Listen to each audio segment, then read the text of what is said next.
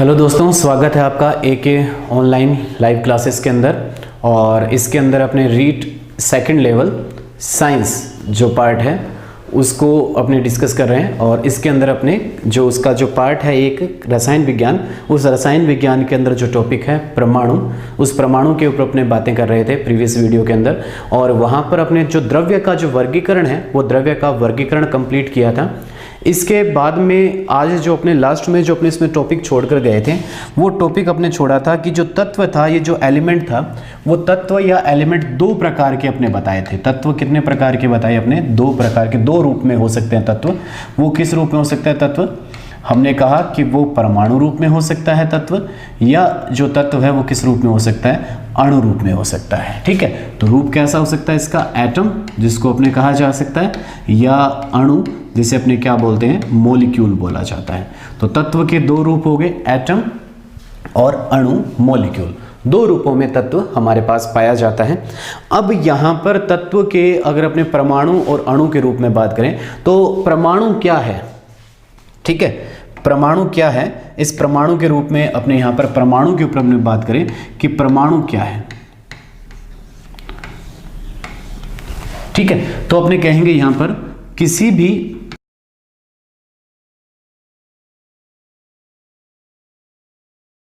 पदार्थ का सूक्ष्मतम रूप, किसी भी पदार्थ का सूक्ष्मतम रूप जो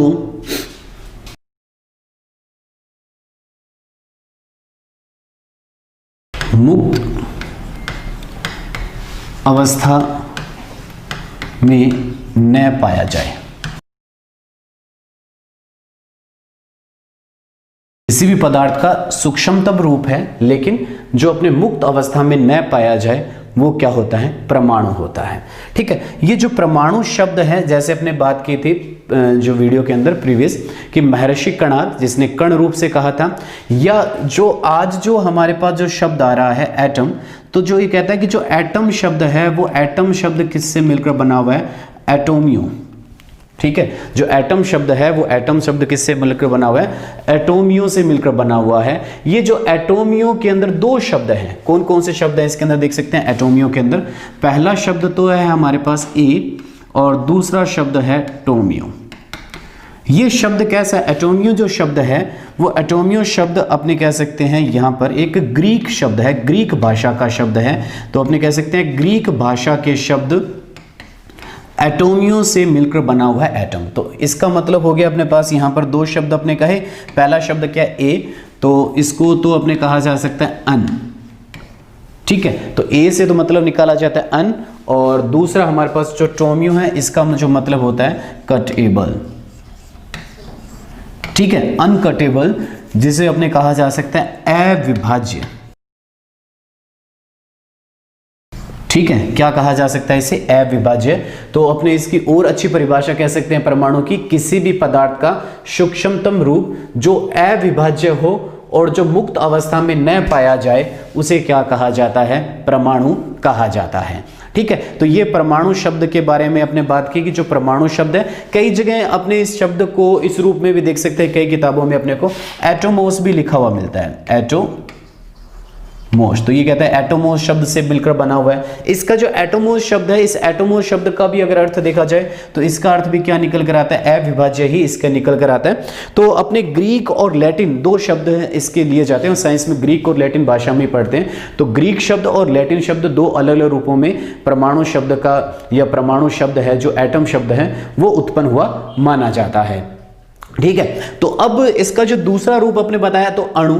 अणु क्या होता है? तो परमाणु तो अपने कहते हैं किसी पदार्थ का जो सूक्ष्मतम रूप है जो मुक्त अवस्था में न पाया जा सके और जो अविभाजित हो, जिसे विभाजित न किया जा सके, उसे क्या कहा जाता है? परमाणु कहा जाता है। अब दूसरा रूप अपने यहां पर जो पढ़ते हैं, दूसरा जो हमारा शब्द है वो शब्द कौन सा है? अणु शब्द है। तो अणु क्या है? अणु किसे कहेंगे? तो अपने कहेंगे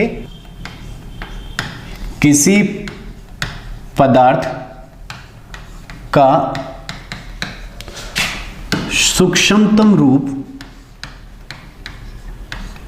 जो मुक्त अवस्था में पाया जाता हो। ठीक है, तथा जो रासायनिक अभिक्रिया में भाग न ले। ठीक है, दो बातें होगी। देखिए इसमें कहा है किसी पदार्थ का सूक्ष्मतम रूप जो मुक्त अवस्था में पाया जाता हो तथा जो रासायनिक अभिक्रिया में भाग न ले उसे क्या कहा जाता है? अणु कहा जाता है। देखिए इससे पहले अपने कहा था जो परमाणु थी उसकी भी परिभाषा कहा था अपने, उसमें परिभाषा में क्या कहा कि किसी पदार्थ का सूक्ष्मतम रूप जो मुक्त अवस्था में न पाया जाए, जबकि वहां कह रहे हैं किसी पदार्थ का सूक्ष्मतम रूप जो मुक्त अवस्था में पाया जाए। दूसरी बात यहां पर कह सकते हैं इसमें कि जो रासायनिक जो अभिक्रिया है उस रासायनिक अभिक्रिया में भाग ले। कि रासायनिक अभिक्रिया में भाग कौन लेते हैं? परमाणु भाग लेते हैं। रासायनिक अभिक्रिया में कभी भी अणु भाग नहीं लेते हैं। लेकिन रासायनिक अभिक्रिया को लिखा किस रूप में जाता है? आणविक रूप में लिखा जाता है। उसको लिखना अणु रूप में पड़ेगा, लेकिन भाग कौन लेते हैं? यहाँ पर परमाणु भाग लेते हैं। तो ये परमाणु और अणु में मूल अंतर है। जैसे अपने एक अभिक्रिया लिखें कि नाइट्रोजन और हाइड्रोजन परस्पर अभिक्रिया करके किसका निर्माण करते हैं? अमोनिया गैस का निर्माण करते हैं। तो नाइट्रोजन और हाइड्रोजन परस्पर अभिक्रिया करके किसका निर्माण कर रहे हैं? अमोनिया का। तो यहां देखो नाइट्रोजन को किस रूप में लिखा है? आणविक रूप में लिखा है। हाइड्रोजन को किस रूप में लिखा है? आणविक रूप में लिखा है। तो रासायनिक अभिक्रिया को लिखा किस रूप में जाता है? आणविक रूप में लिखा जाता है। लेकिन रासायनिक अभिक्रिया में भाग कौन लेते हैं? परमाणु। होगा क्या कि सबसे पहले जो नाइट्रोजन और नाइट्रोजन के बीच का जो सहसंयोजक बंध है वो टूटेगा और टूटकर वो किसके साथ? हाइड्रोजन और हाइड्रोजन के बीच का सहसंयोजक बंध टूटेगा। तो यहां से वो कह रहा है कि नाइट्रोजन नाइट्रोजन और हाइड्रोजन हाइड्रोजन के बीच के सहसंयोजक बंध टूटेंगे और इन बंधों के टूटने की वजह से फिर क्या बनेंगे? नए बंध बनेंगे। तो देखिए यहां पर फिर नए बंधों का निर्माण होगा और नए बंध इस प्रकार से बनकर किसका निर्माण कर देते हैं? अमोनिया के दो कणों का या दो अणुओं का निर्माण कर देते हैं। तो अमोनिया के यहां पर कितने अणु बन गए? दो अणु यहां पर निर्मित हो जाते हैं। तो उसमें क्या होता है? लिखा किस रूप में? देखो अपने यहां पर इस रूप में लिखा नहीं जाता है। जैसे अपने अभिक्रिया को ये लिख सकते थे हाफ N2 प्लस 3/2 H2 और क्या बनता है यहां पर? NH3। तो ये तो रूप में किस रूप में लिखा दिया? देखो यहां पर परमाणविक रूप में। तो अपने इस रूप में नहीं लिख सकते यहां पर कि नाइट्रोजन और 3 हाइड्रोजन मिलकर किसका निर्माण कर रहे हैं जी? अमोनिया का निर्माण कर रहे हैं। ठीक है, तो ये इस रूप में किसी रासायनिक अभिक्रिया को नहीं लिखा जाता है।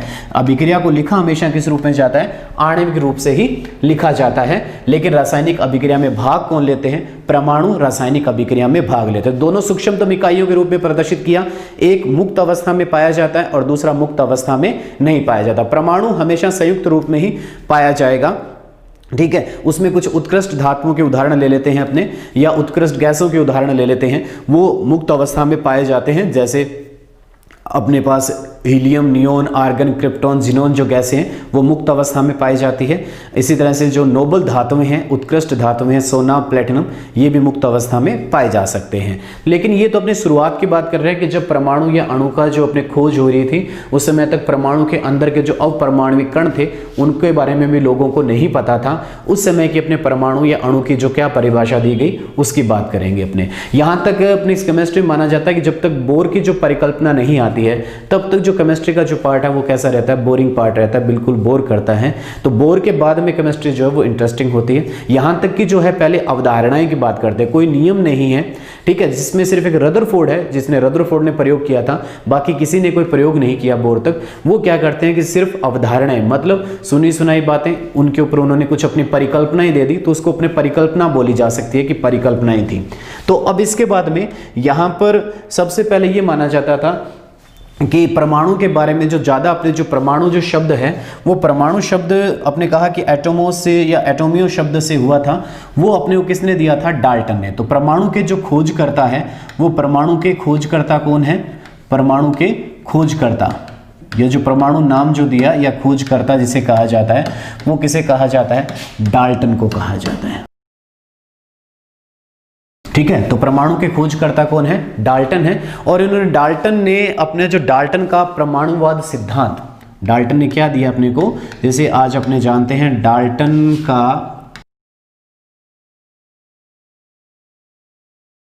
परमाणुवाद सिद्धांत जिसे कहा जाता है, यह डाल्टन का परमाणुवाद सिद्धांत क्या है, इसको अपने चर्चा करेंगे। ठीक है, तो डाल्टन का परमाणुवाद सिद्धांत, डाल्टन ने अपनी एक पुस्तक, जैसे अपने कहा जाता है रसायन दर्शन शास्त्र की एक नई पद्धति, क्या कहा जाता है इसे? रसायन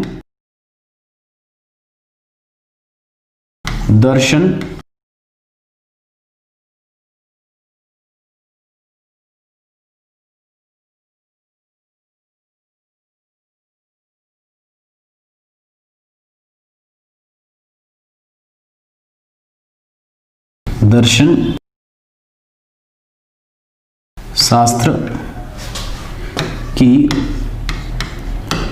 एक नई पद्धति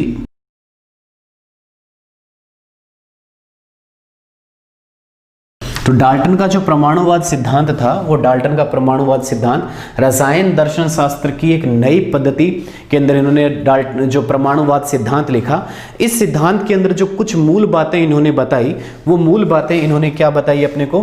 पहली बात ये कहता है कि रसायन जो इसमें इन्होंने कहा, वो पहली बात इनकी थी कि जो परमाणु है, ठीक है, जो परमाणु है द्रव्य का जो अविभाज्य पदार्थ है, इन्होंने कहा किसी भी द्रव्य का सूक्ष्मतम अविभाज्य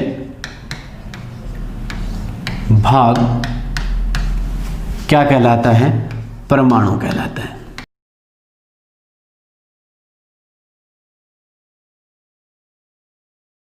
ठीक है, डाल्टन के परमाणुवाद सिद्धांत में क्या कहा गया? किसी भी द्रव्य का सूक्ष्मतम अविभाज्य भाग क्या कहलाता है? परमाणु कहलाता है। लेकिन आज ये बात गलत है, अपने कहें कि परमाणु को इन्होंने क्या बताया था? अविभाज्य। अब अविभाज्य अगर है तो जैसे मैं बात करूं सोडियम, तो सोडियम क्या करता है? इलेक्ट्रॉन त्याग करके किसका निर्माण कर देता है? Na धनायन प्लस इलेक्ट्रॉन। तो यहां पर देखो सोडियम को विभाजित कर दिया ना अपने, किस किस में? सोडियम आयन और इलेक्ट्रॉन में। तो उन्होंने कहा था कि किसी भी द्रव्य का सूक्ष्मतम अविभाज्य भाग क्या होता है? परमाणु होता है। लेकिन आज अपने पता है कि जो द्रव्य का जो बात सूक्ष्मतम भाग जो परमाणु के रूप में कहा जा रहा है, उसको क्या किया जा सकता है? विभाजित किया जा सकता है। दूसरी इन्होंने बात कही कि जो एक ही जो प्रकार का जो तत्व है, उसके जो सभी परमाणु हैं वो रासायनिक गुणधर्म में क्या होते हैं? समान होते हैं। तो एक ही प्रकार के परमाणु में सभी तत्व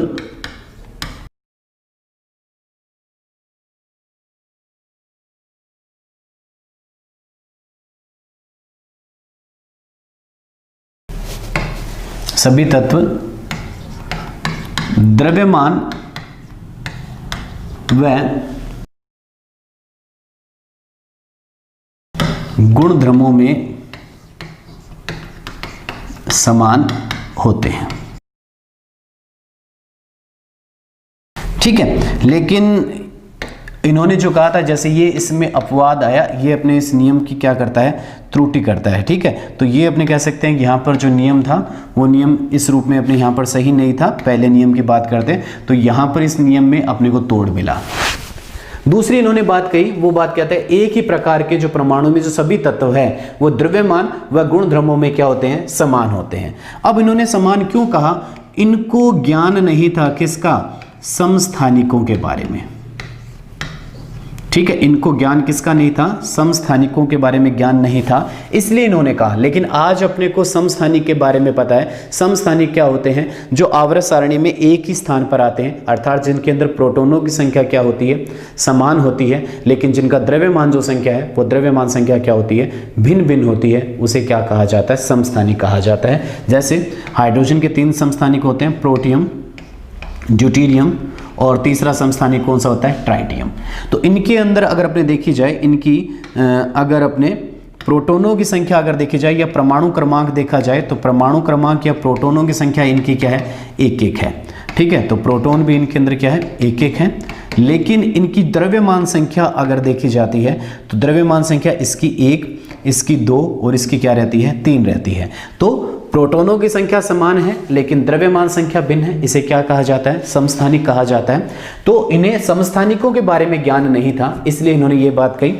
दूसरी बात ये क्या कहते हैं इसके अंदर, इन्होंने कहा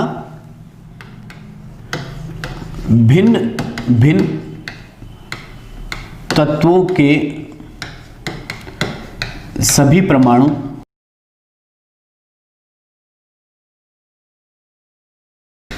भिन्न भिन्न होते हैं। किस चीज में, अपने कह सकते हैं द्रव्यमान व जो गुणधर्म है, भौतिक व रासायनिक गुणधर्म है, उन गुणधर्मों में क्या होते हैं, भिन्न होते हैं। ठीक है, तो ये इन्होंने कहा कि जो भिन्न तत्व होंगे, भिन्न भिन्न परमाणु होंगे, उनके जो सभी तत्व हैं वो क्या होंगे, भिन्न भिन्न होंगे। जैसे अपने यहाँ पर इनके आधार पर ये कहा गया था कि जो हाइड्रोजन है, तो हाइड्रोजन अणु है या जो हाइड्रोजन परमाणु है, उस हाइड्रोजन अणु या परमाणु के अंदर जो सभी तत्व है वो किसके मिलकर बने हुए होंगे, हाइड्रोजन से मिलकर बने होंगे। तो हाइड्रोजन में सभी तत्व किसके होंगे, सभी तत्व हाइड्रोजन परमाणु के होंगे। ठीक है, और यह अगर अपने बात करते हैं सोडियम में, तो सोडियम में जो सभी तत्व हैं वो किसके मिलकर बने होंगे, सोडियम परमाणु से मिलकर बने हुए होंगे। तो उनके जो सभी हाइड्रोजन जो परमाणु हैं, तो सभी हाइड्रोजन परमाणुओं का जो द्रव्यमान है वो द्रव्यमान क्या होगा, समान होगा। और भिन्न भिन्न तत्वों के जो तत्व हैं वो क्या होते हैं, भिन्न भिन्न होते हैं। जैसे हाइड्रोजन का द्रव्यमान अलग है, सोडियम का द्रव्यमान अलग है, तो देखो ये द्रव्यमान की दृष्टि से दोनों क्या हो गए, भिन्न भिन्न हो गए। द्रव्यमान की दृष्टि से क्या हो रहे हैं, भिन्न हो रहे हैं। तो यदि भिन्न परमाणु अगर लिए जाते हैं तो भिन्न परमाणुओं के अंदर जो तत्व होते हैं वो भिन्न होते हैं इनके आधार पर। लेकिन इनको उस समय ज्ञान नहीं था, किसका नहीं था, समभारिकों के रूप में ज्ञान नहीं था। किसके रूप में ज्ञान नहीं था, समभारिक के रूप में। अब समभारिक क्या होते हैं, जैसे मैंने बात की कार्बन 14 और नाइट्रोजन 14 की बात करता हूं। तो कार्बन 14 और नाइट्रोजन 14 को अगर देखा जाए तो अपने देखते हैं कि इन दोनों का जो द्रव्यमान है वो क्या है, समान है। इन्होंने तो ये कहा था कि यदि तत्व भिन्न भिन्न है तो उनके द्रव्यमान क्या होने चाहिए, भिन्न भिन्न होने चाहिए। लेकिन यहाँ पर देखा कि तत्व भिन्न भिन्न है, कार्बन और नाइट्रोजन तत्व है, लेकिन इन दोनों के जो द्रव्यमान है वो द्रव्यमान क्या है, एक जैसे हैं, द्रव्यमान समान है। तो ये डाल्टन का परमाणुवाद सिद्धांत फिर फेल हो गया। ठीक है, या इसी तरह से अपने बात कर सकते हैं, जैसे मेरे पास आर्गन है, आर्गन का परमाणु क्रमांक 18 और इसका द्रव्यमान कितना होता है, 39। और दूसरा जो तत्व है पोटेशियम, पोटेशियम का द्रव्यमान जो परमाणु क्रमांक 19 और द्रव्यमान कितना आ जाता है, 39।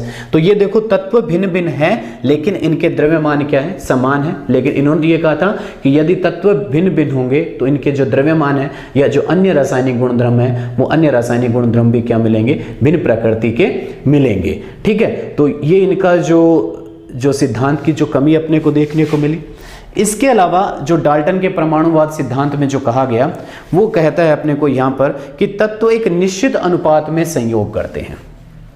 ठीक है, अगली बात इन्होंने क्या कही कि तत्व एक निश्चित अनुपात, तत्व एक निश्चित अनुपात में योग करते हैं। तत्वों का जो संयोग होगा वो किस रूप में होगा, एक निश्चित अनुपात में ही तत्वों का संयोग होता है कि जो उनका योग है वो योग एक निश्चित अनुपात में होगा। और वह अनुपात किस दृष्टि से, द्रव्यमान की दृष्टि से। अनुपात यहां पर जो बात की, क्योंकि अपने जो सारी चीजें हैं वो द्रव्यमान के ऊपर आधारित चल रही है, तो द्रव्यमान की दृष्टि से जो उनका अनुपात होगा वो क्या होगा, निश्चित होगा। अब जैसे अपने हाइड्रोजन और ऑक्सीजन तत्व अगर संयोग करते हैं तो हाइड्रोजन और ऑक्सीजन तत्व का जो संयोग होगा वो किस में होगा, 1:8 के अंदर होगा। 1:8 में संयोग करके वो किसका निर्माण करेंगे, जल के अणु का निर्माण कर लेंगे। इस तरह से कार्बन और ऑक्सीजन, अगर कार्बन डाइऑक्साइड बना रहे हैं तो कार्बन डाइऑक्साइड के अंदर इसका जो अनुपात है वो क्या रहता है, 3:8 रहता है। ठीक है, तो इस तरह से जो डाल्टन का जो परमाणुवाद सिद्धांत था, फिर क्या कहता है नेक्स्ट इसमें जो बात आई डाल्टन के परमाणुवाद सिद्धांत में, वो कहता है कि जो परमाणु है, परमाणु को न तो नष्ट किया जा सकता, न तो नष्ट किया जा सकता है और न ही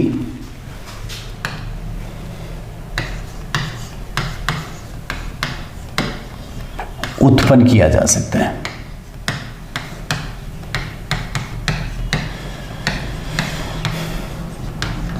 ठीक है, तो परमाणु को न तो नष्ट कर सकते हैं और न ही क्या कर सकते हैं, इन्हें उत्पन्न किया जा सकता है। अर्थात अपने यहां पर कह सकते हैं इसके अंदर कि जो रासायनिक अभिक्रिया है, उस रासायनिक अभिक्रिया में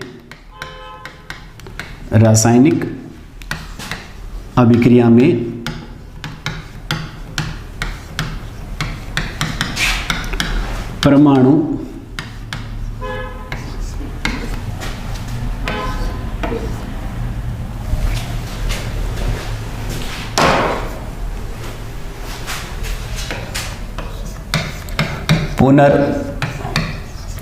पुनर्व्यवस्थित होते हैं। तो रासायनिक अभिक्रिया में परमाणु सिर्फ क्या है, पुनर्व्यवस्थित होते हैं। पुनर्व्यवस्थित का मतलब क्या हो गया कि जैसे अपने यहाँ पर यूरिया का जो निर्माण है वो यूरिया का निर्माण जैसे हो गया अमोनियम साइनेट, तो अमोनियम साइनेट रीअरेंज होकर किसका निर्माण कर लेता है, यूरिया का निर्माण कर लेता है। देखो यहाँ पर दोनों के अंदर जो परमाणु समान है, नाइट्रोजन, हाइड्रोजन, कार्बन और ऑक्सीजन, इसमें भी नाइट्रोजन, हाइड्रोजन, कार्बन और ऑक्सीजन परमाणु है, तो परमाणु समान है, लेकिन वो परमाणु क्या हो गए, पुनर्व्यवस्थित हो गए, रीअरेंज हो गए, तो इन्हें न तो नष्ट किया जा सकता है और न ही उत्पन्न किया जा सकता है। इस तरह से जो डाल्टन का जो परमाणुवाद सिद्धांत है, गैस के जो सभी नियम, जो अपने जो नियम दिए गए थे, जो द्रव्यमान संरक्षण का नियम है, जो अन्य नियम है, उन सभी नियमों को पालन करता है। अपवाद यहाँ पर ध्यान रखना है कि जो डाल्टन का जो परमाणुवाद सिद्धांत है वो गैसीय आयतनों के नियमों का पालन नहीं करता। ठीक है, कौन से नियम का पालन नहीं करता, ये गैसीय आयतनों के नियम का पालन नहीं करता। ठीक है, तो ये ध्यान रखना है कि कौन से नियम का पालन नहीं करता, ये गैसीय आयतन, जो गैलुसेक का आयतन संबंधी नियम है, उस नियम का पालन डाल्टन का परमाणुवाद सिद्धांत नहीं करता। इसके साथ ही डाल्टन का जो परमाणुवाद सिद्धांत है वो कंप्लीट होता है। धन्यवाद।